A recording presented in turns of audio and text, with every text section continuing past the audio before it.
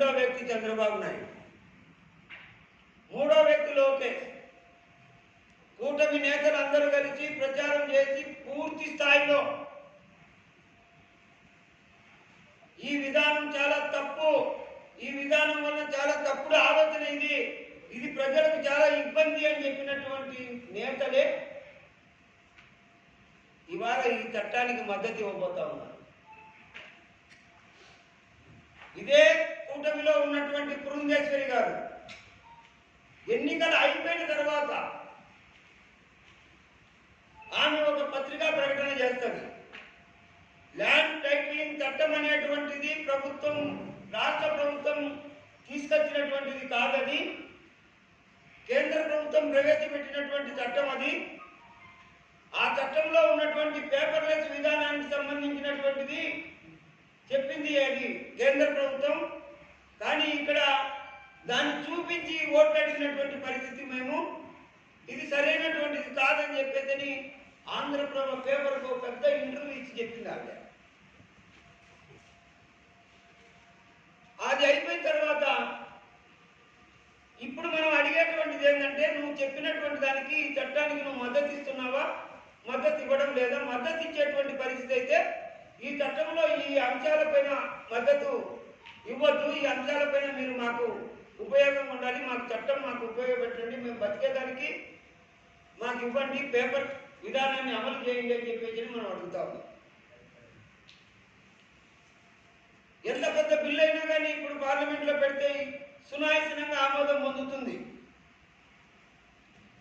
ఎందుకోసమంటే majority ఉంది కాబట్టి.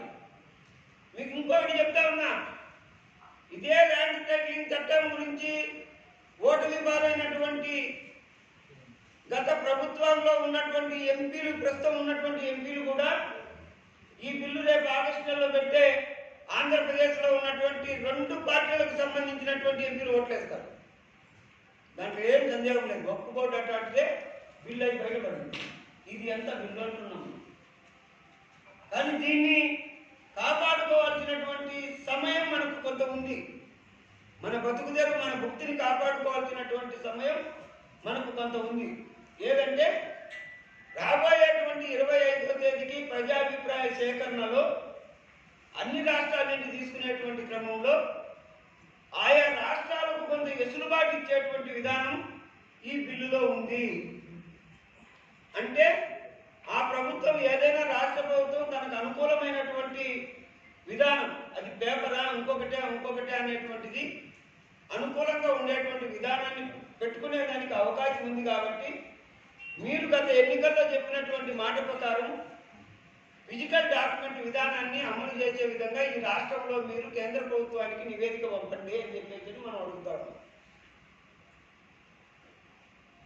మీకు ఇంకోటి చెప్తా ఉన్నా, ఈ విధానం, ఈ రిజిస్ట్రేషన్ బిల్లులో ఉన్నటువంటి విధానం మనం చాలా అడ్వాన్స్గా ఉన్నాం ఆంధ్రప్రదేశ్లో. దీనికి చాలా అడ్వాన్స్గా మనం ఇప్పుడు నడుస్తూ ఉన్నాం. పక్కన ఉన్నటువంటి తమిళనాడులో నడవలేంగా ఈ వ్యవస్థ. ఇటు పక్కన ఉన్నటువంటి మన 10 సంవత్సరాల క్రితం విడిపోయినటువంటి తెలంగాణలో కూడా ఈ విధానాన్ని ఒప్పుకోవడం లేదు. వాళ్ళు కూడా ఇంతకుముందు కేసీఆర్ గారు ప్రవేశపెట్టినటువంటి ఆ భూమికి సంబంధించినటువంటి దానిపైన కూడా వ్యతిరేకమై దాని బిల్లునే పూర్తిగా రద్దు చేసుకున్నటువంటి పరిస్థితి. కర్ణాటకలో మనకంటే అడ్వాన్స్గా ఉన్నారు. రిజిస్ట్రేషన్ బిల్లులో దక్షిణాది రాష్ట్రాలలో అత్యంత వేగంగా ముందుకు పోతూ ఉన్నారు. ఉత్తరాది రాష్ట్రాలలో చాలా వెనుకబడి ఉన్నారు. ఇప్పుడు మనం 2.0లో ఉన్నాం. ఉత్తరాది రాష్ట్రాలలో 1.0లోనే ఉన్నారు. ఇంకా కొన్ని రాష్ట్రాలలో అసలు 1.0 కూడా సంబంధం లేకుండా జీవించేటువంటి రిజిస్ట్రేషన్ వ్యవస్థ కొనసాగుతూ ఉంది. ఇప్పటికి కూడా తమిళనాడులో 25,000 రూపాయల స్టాంప్ పేపర్ ఉంది, 50,000 రూపాయల స్టాంప్ పేపర్ ఉంది, 1,000 రూపాయల స్టాంప్ పేపర్ ఉంది. రూపాయి స్టాంప్ పేపర్ కానీ 50,000 రూపాయల స్టాంప్ పేపర్ వరకు కూడా కొనసాగుతూ ఉంది. మన రాష్ట్రంలోనేమో ఉన్నటువంటి స్టాంపులన్నీ మూలనేసి ఎలకలకు తిండి పెడతా ఉంటాం. మన రాష్ట్రంలో ఉన్నటువంటి స్టాంప్ పేపర్లన్నీ మూలనేసి మనం వెండర్లు అడుగుతా ఉన్నా ఇవ్వలేనటువంటి పరిస్థితి. ఇస్తే ఏమో అనేటువంటి పరిస్థితి. ఆ విధంగా రిజిస్ట్రేషన్ డిపార్ట్మెంట్కి సంబంధించినటువంటి అనేక అంశాలపైన ఈ రిజిస్ట్రేషన్ బిల్లు ప్రవేశపెడితే మొట్టమొదటిగా నష్టపోయేటువంటి వర్గాలలో వెండర్లు, రైటర్లు. ఇవి లేకపోవడం వల్ల దీని యొక్క పర్యావసానాన్ని మనం దృష్టిలో పెట్టుకొని మన ఉద్యమ కార్యాచరణను రూపొందించుకోవడానికి సమావేశం పెట్టాం. వాస్తవంగా 7వ తేదీ జరిగినటువంటి సమావేశంలో తీసుకున్నటువంటి నిర్ణయాలు అన్ని జిల్లాల్లో రిజిస్ట్రేషన్ బిల్లులో ఉన్నటువంటి అంశాలపైన 3 టెంప్లెట్స్కి సంబంధించినటువంటి దాన్ని అమలు చేయవద్దు, ఆ పూరించేటువంటి సిస్టమ్ ఉండకూడదు, పేపర్లెస్ విధానాన్ని అమలు చేయకూడదు, ఫిజికల్ డాక్యుమెంట్ విధానాన్ని కొనసాగించాలి, స్టాంపులు వెండర్లకు సప్లై చేయాలి, ప్రభుత్వం ముద్రణకు ఇవ్వాలి. దీనివల్ల వృత్తిని పొంది జీవించేటువంటి వాళ్లకు జీవనోపాధిని కాపాడాలి. ఇది మన యొక్క ముఖ్య ఉద్దేశం. ఈ ముఖ్య ఉద్దేశాన్ని పెట్టుకుని అయితే మనం ఒక కార్యాచరణ రూపొందించుకునేటువంటి అంశాల్లోనే ఇది వీటి. వాస్తవం చెప్తా ఉన్నా, నేను ఉన్న వాస్తవాలన్నీ మీ ముందు విడమర్చి చెప్తా ఉన్నా. రాబోయే కాలం మంది కాదు, కాపాడుకోవడానికి మనం అందరం ఐకమత్యంగా ఉండి కాపాడుకోవాలి. ఈడ ఊరిగా మనం డాక్యుమెంట్ రైటర్ల ఐక్యత వర్ధిల్లాలి అనేది కాదు. డాక్యుమెంట్ రైటర్ల వ్యవస్థను కాపాడుకోవడానికి చెప్పాడు కదా ఫరూక్ గారు, ఉంటే భూమి మీద ఉండాలి, పోతే శ్మశానంలో ఉండాలి. కాపాడుకుంటే వ్యవస్థను కాపాడుకోవాలి అంటే జైల్లోనే ఉండాలి. అదే ఉండేటువంటి ఉద్దేశం. అందుకు తప్ప ఈ వ్యవస్థలో ఇప్పుడున్నటువంటి జనరేషన్, మా జనరేషన్ అనేది కనుమరుగవుతా ఉంది.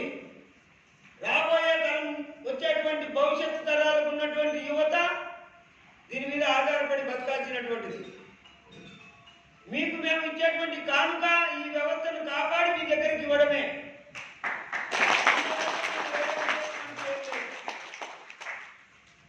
ఒకటేనండి, ఈ వ్యవస్థలో అనుభవం దూరం అవుతా ఉంది. అంతర్జాలం అతి దగ్గర అవుతా ఉంది, అతి వేగంగా. అంటే అనుభవం కలిగినటువంటి రైటర్లు కానీ, అనుభవం కలిగినటువంటి ఉన్నతాధికారులు కానీ వీళ్ళందరూ దూరం అవుతా ఉన్నారు. అంతర్జాలం అనేటువంటి ఒక కంప్యూటర్ యుగం అత్యంత వేగంగా దగ్గరికి వస్తూ ఉంది. దాన్ని కాపాడుకునేటువంటి క్రమంలో మనం ఎదగాలి. ప్రపంచ దేశాలకు మనం కూడా కంప్యూటర్ యుగంలో ఎదగాలి. అట్లా ఎదగాలని చెప్పేసి కోరుకునేటువంటి వాళ్ళలో మనం కూడా ఒకరమే. అయితే మన భవిష్యత్తు, మన జీవనోపాధి కూడా దాంట్లో కనుమరుగు కాకుండా ఉండాలి. ఆ ఉండాలనేటువంటి దానిపైనే మన పోరాటం చేయాలి. జేఏసీ జూన్ 7వ తేదీని ఏర్పాటు చేసుకున్నాం. జేఏసీ ఏర్పాటు చేసుకున్న తర్వాత మన మంత్రి అనగాని సత్యప్రసాద్ను తుమ్మలపల్లి హరికృష్ణ కలిశాడు. దీనివల్ల మీకేమి ఇబ్బంది అని అన్నాడు ఆయన. ఆ సందర్భంలో మాట్లాడేటప్పుడు మా లైసెన్సులు కూడా ఉండాలి కదా అని చెప్పేసి అడిగినాడు. బిల్లుకు సంబంధించి మాట్లాడే సందర్భంలో ఆయన అన్నటువంటి మాట ఎంత క్రూరంగా, ఎంత నికృష్టంగా ఉందంటే, మీకు లైసెన్సులు అంటే దోపిడీ చేసేదానికి మీకు లైసెన్స్ ఇవ్వాలన్నా అన్నాడు. అంటే మనకు అర్థమైంది ఏంటి అంటే, మనం అంతా అవినీతి పరులమా అని చెప్పేసి. అదే దోపిడీ చేసినటువంటి డబ్బుతోనే నువ్వు టాయిలెట్లో కూర్చున్నప్పుడు తుడుచుకునే పేపర్ కూడా వాళ్ళే ఇస్తుంటారు. ఆ డబ్బుతోనే తుడుచుకుంటాడు కదా. ఇంకా ఎక్కడ నీకు దోపిడీ లేకుండా ఉంది? నువ్వు అరికట్టడంలో నువ్వు ఫెయిల్యూర్ అవుతా ఉంది. మా మీద నిందలేస్తే ఎట్లా అని. అయితే జరిగినటువంటి అంశాలలో డాక్యుమెంట్ రైటర్ల వ్యవస్థ కొనసాగించాలని లేటెస్ట్గా ఈ మధ్య ఒక 2 నెలలుగా డిపార్ట్మెంట్లో జరుగుతున్నటువంటి ఒక మహత్తరమైనటువంటి చర్చ. దాన్ని అప్రిషియేట్ చేయాలి. డిపార్ట్మెంట్లో ఉన్నటువంటి అనేక మంది అధికారులు డాక్యుమెంట్ రైటర్ల వ్యవస్థను కొనసాగించాలనేటువంటి దాని మీద ఒక నిర్దిష్టమైనటువంటి ఆలోచన పెట్టుకొని అధికారుల దగ్గర చర్చలు జరుపుతూ ఉన్నారు. అందులో మనం కూడా భాగస్వాములమే. అక్కడ కలిసిన తర్వాత నాగెళ్ల మనోహర్ బాబు గారిని కలిశాం. ఆయన కూడా డాక్యుమెంట్ రైటర్లకు సంబంధించిన దాని మీద సానుకూలమైనటువంటి వాతావరణం చెప్పారు. మీకు ఇంకొకటి చెప్తా ఉన్నా, అత్యంత వేగంగా జరగబోయే పార్లమెంటులో మీ సమస్య పైన చర్చ మొదలవుతుందని చెప్పినటువంటి ఏకైక వ్యక్తి శర్మిల. మనం రిప్రజెంట్ చేస్తానే వితిన్ మినిట్స్ లో కాంగ్రెస్ పార్టీ అధ్యక్షుడు మల్లికార్జున ఖర్గే, పార్లమెంట్ లో ఉన్నటువంటి రాహుల్ గాంధీకి ఇమ్మీడియట్లీ మెసేజ్ పంపించినటువంటి వ్యక్తి వైఎస్ షర్మిల, కాంగ్రెస్ పార్టీ రాష్ట్ర అధ్యక్షుడు. గత ప్రభుత్వం చేసినటువంటి బిల్లుకు చట్టానికి వ్యతిరేకంగా పార్లమెంట్ లో మాట్లాడించేదానికి సిద్ధం అవుతా ఉన్నాం మనం కూడా. రేపు ఎల్లుండి 2-3 వారాలు, ఈ 4-5 రోజుల తర్వాత ఢిల్లీలో ఉన్నటువంటి మినిస్టర్ను కలవబోతా ఉన్నారు. మీకు ప్రోగ్రాం చెప్తా ఉన్నా. ఢిల్లీలో ఉన్నటువంటి గ్రామీణ పట్టణాభివృద్ధి శాఖ మంత్రిని కలవబోతా ఉన్నారు. అక్కడ ఈ బిల్లుకు సంబంధించిన దానిపైన చర్చ జరగబోతా ఉంది, మాట్లాడబోతా ఉంది. ఇది అయిపోయిన తర్వాత 21వ తేదీ నుండి జరిగేటువంటి పార్లమెంటు సమావేశాల్లో ఈ చర్చ ఎప్పుడైతే మొదలవుతుందో ఆ లోపలనే రాష్ట్ర ప్రభుత్వం నుండి, రాష్ట్ర ప్రభుత్వాలకు కొంత వెసులుబాటు ఉంది కాబట్టి, మీరు కోరుకునే విధంగా మీ రాష్ట్రంలో అమలు చేసుకునే దానికి మీకు అవకాశం ఉంది కాబట్టి, మీరు ఏ విధానాన్ని కోరుకుంటారో ఆ విధానాన్ని ప్రభుత్వానికి, కేంద్ర ప్రభుత్వానికి ముందే తెలియజేయాలనేటువంటి ఒక నిబంధన ఉంది కాబట్టి, మన రాష్ట్ర ప్రభుత్వాన్ని ఆ దిశగా ఒత్తిడి చేసి ఈ వ్యవస్థ నిలబెట్టుకునేదానికి ప్రయత్నం చేస్తా ఉన్నాం.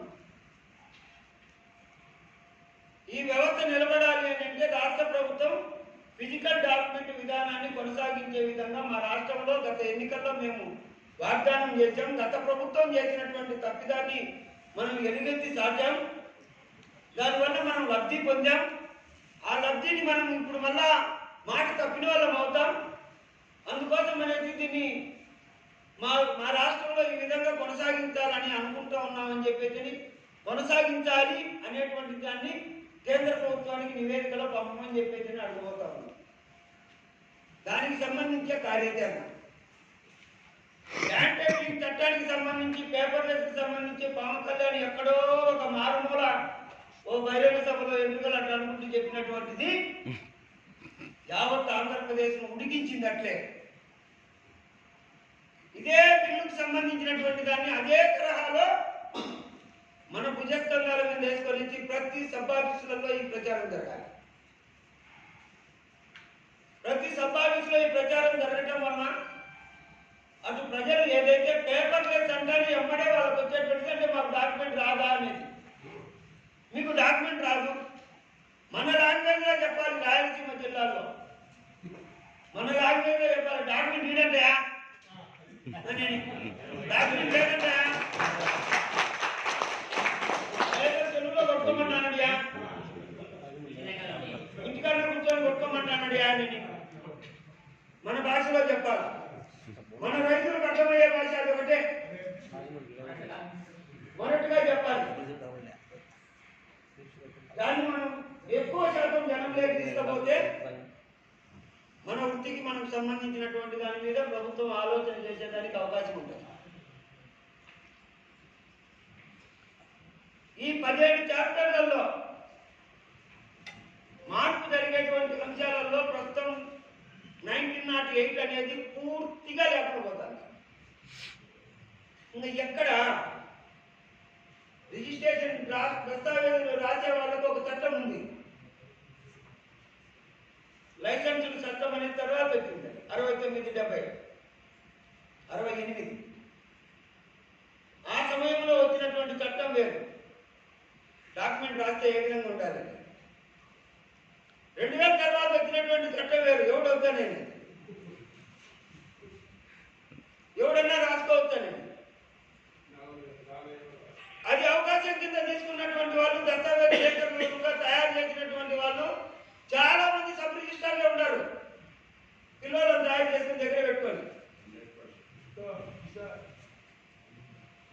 ఇవన్నీ ఏమవుతాయంటే చట్ట పరిధిలోకి రాకుండా ఉండేటువంటి పరిస్థితి వాళ్ళకు. కానీ మనం అది కాదు ఆలోచన చేసాము. మొన్న జరిగినటువంటి జేఏసీ మీటింగ్ సంబంధించి మాట్లాడే సందర్భంలో ఒక ప్రామిస్ మా దగ్గర నుండి పోయింది. హరికృష్ణ గారు, నేను, నాగా గారు, దాడేపల్లిగూడెం సుబ్బారావు గారు, కాకినాడ ప్రసాద్ గారు, అట్లాగే పెనుమాక సుబ్బారావు గారు అందరం నిలబడుకొని మీటింగ్ హాల్ ఎదురుగా మహాకాళేశ్వర స్వామి దేవాలయానికి ఎదురుగా నిలబడుకొని మాట్లాడుకునే సందర్భంలో గోదావరి గట్టున ఈ సంవత్సరం ఆఖరికంతా రిజిస్ట్రేషన్ శాఖలో లైసెన్సులు పొందేదానికి మేము ప్రభుత్వాన్ని ఒప్పించబోతా ఉన్నాం, దుర్గమ్మ సాక్షిగా అని చెప్పేసి మేము ప్రమాణం చేస్తున్నాం. ఈ లైసెన్సుల విధానాన్ని రెన్యువల్ అనేటువంటిది కాదు, ఏకంగా వ్యవస్థలో ఎవరైతే ప్రస్తుతం కొనసాగుతూ ఉన్నారో ప్రతి ఒక్కరూ లైసెన్స్ పొందే విధంగా లైసెన్సుల సిస్టాన్ని తీసుకొచ్చేదానికి ప్రయత్నం చేస్తా ఉన్నాము. దానికి యావత్ డిపార్ట్మెంట్లో ఉన్నటువంటి అధికార సంఘాలు, గెజిటెడ్ ఆఫీసర్స్ సంఘం, ఎంప్లాయీస్ సంఘం ఇవన్నీ కూడా మద్దతు తెలిపాయి.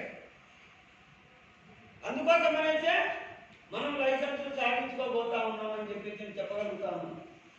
హరికృష్ణ గారు ఒకటే చెప్పారు, దుర్గమ్మ సాక్షిగా లైసెన్సులన్నీ పూర్తి అవబోతా ఉన్నాయి, అవి తెచ్చి తీరుతామని చెప్పేసి చెప్పాడు. దాంట్లో ఎక్కడ ఉన్నటువంటి దగ్గర ఒకే ఒక చోట ఉన్నది అని చెప్పేసి అనుకున్నాం. డిపార్ట్మెంట్ పరంగా డిగ్రీ క్వాలిఫికేషన్ అని వాళ్ళు, ఇంటర్మీడియట్ క్వాలిఫికేషన్ అని మనము, లేదు 10th ఇంటర్మీడియట్ ఉన్నా పర్లేదు, డాక్యుమెంట్ అవగాహన కలిగినటువంటి వాళ్ళు ఉండాలి అని. కానీ వాళ్ళు చెప్పినటువంటి అంశాలలో ఉండేటువంటిది కేవలం డిగ్రీ క్వాలిఫికేషన్ ఉండాలి అని. ఆ ఒక్క చోట మాత్రమే తర్జన భర్జన జరుగుతున్నటువంటి విషయం. ఏది ఏమైనా లైసెన్సులు తెచ్చుకోవాలనేటువంటి ఒక దృఢమైనటువంటి పని మీద ఉన్నాం. అయితే ఆ దృఢమైనటువంటి పని సాధించుకోవాలి అంటే ఈ పేపర్లెస్ విధానం అనేటువంటిది లేకుండా ఉండాలి, డిజిటల్ డాక్యుమెంట్ విధానం అనేది కొనసాగే విధంగా మనం ప్రభుత్వాన్ని ఒప్పించుకోవాలి. నేను బసవరాజు గారికి ఫోన్ చేశా, పార్లమెంటు సమావేశాల సందర్భంగా అవినాష్ రెడ్డి గారితో మన రిప్రజెంటేషన్ ఇవ్వాలి అని. ఆయన కనుక్కొనేసి అమ్మడే చెప్పాడు, కడపలోనే ఉన్నాడన్నా, నువ్వే కలవండి అని. మేము కలిసేదానికి మీతో పాటు మేము వచ్చి కలిసేదానికి తేడా ఉంది, గమనించాలి బసవరాజు గారు.